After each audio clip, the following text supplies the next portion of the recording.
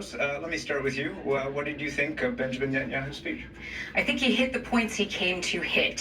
He both thanked the Biden administration, gave credit where it was due for their support for his policy, which also makes it a little harder for a Kamala Harris campaign to deviate from that policy.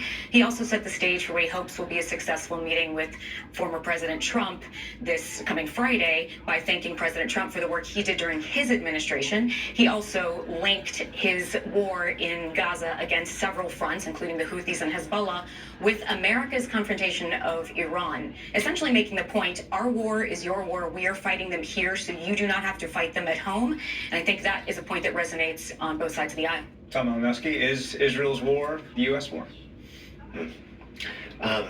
The war against Hamas was a fight that all Americans and people all around the world were willing and happy to support Israel in waging after the just unspeakable evil of what Hamas did to innocent Israelis on that horrible day.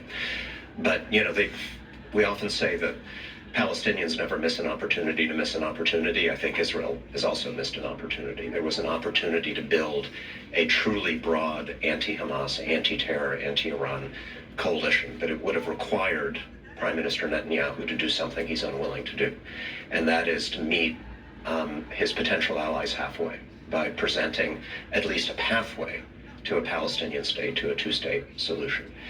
What I heard today was, okay, he was less partisan than he might have been. He was gracious to President Biden, but I heard no forward progress on the hostage issue for the families that were waiting for something. And I heard a vision for the future of the Middle East and the future of Gaza that is completely disconnected from reality.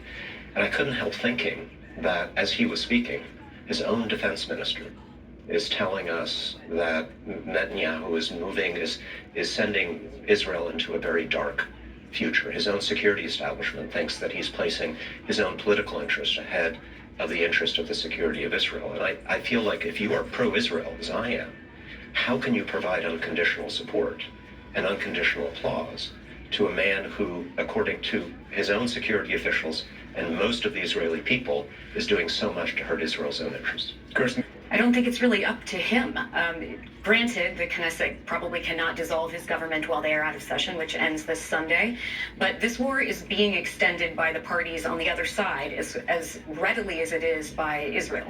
You have the Houthis who just recently launched new attacks using drones. Hezbollah sends about 150 rockets and missiles across that border every day. This war is being extended. It's being managed, but it's certainly already being extended. As Netanyahu's defenders say, of course, we're doing what we have to do. They're extending. They love this situation. I mean, I agree with Netanyahu that Hamas doesn't care about Palestinian lives. Hamas is happy to see Palestinians in Gaza die. Hezbollah is happy to see that. The Houthis are happy to see this. Iran is happy to see this. And this is why so many people inside Israel, including members of Netanyahu's own party, who are responsible day to day for the security of the state of Israel, are urging him to take the opportunity to end the conflict that is benefiting Israel's enemies. But I think he won't do it because, well, there's a political dynamic at play and because he is ideologically against the one thing that is necessary to bring the world together to actually help him in Gaza and to create a durable solution. Did mention during his speech that even while I'm speaking, actions are being taken toward this deal, and he is sending people to negotiate again on Thursday. Some would say that's too many days away from now, but it is at least a negotiation continuing to happen. There's so many questions still left unanswered in this.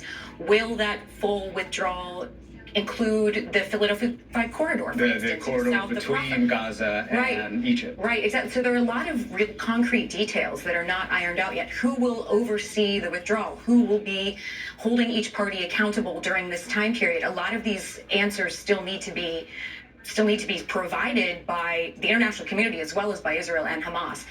It is argued that Hamas was the spoiler for quite some time, and now Israel is kind of dragging its feet, and there's definitely truth to that. But I think it is probably because of some of these unanswered questions. He cannot full-throatedly agree to this hostage deal without some of these questions being answered. Otherwise, he doesn't know what to tell his IDF soldiers who are sitting in Rafah waiting for the remnants of Hamas to come out of the tunnels and to take care of them if he agrees to something that unequivocally pulls them at the very end of what could be a definitive operation.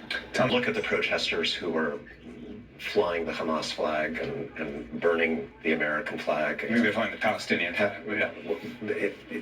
I would say that if Netanyahu had paid those protesters, they couldn't be more helpful to him, because he wants to go back to Israel and say the alternative to me is we give in to people who are calling for the destruction of the state of Israel.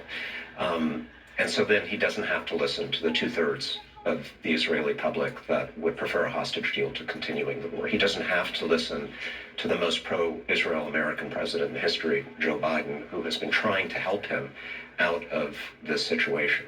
That said, I think he was unfairly disdainful to the many people in the United States, including people who are deeply committed to the defense of Israel, who have legitimate concerns about the humanitarian situation in Gaza. Said that she had a scheduling conflict, but she has been a little bit ahead of President Biden in the past on her criticism of Israel. And let's take a listen to something that she said back in March. People in Gaza are starving. The conditions are inhumane. And our common humanity compels us to act. And given the immense scale of suffering in Gaza, there must be an immediate ceasefire. Kirsten Foners, quickly in the time we have left. Israelis believe Harris would push an end for the war in Gaza more than President Biden would. There will be a difference between Harris and Biden. Do you think they're right? I think they are right that she might push for that, but really even a President Harris could only do so if she tied, for instance, American support to Israeli military activities to that ceasefire, and that would require approval of the Senate. So it really depends on more than just her own election. Kirsten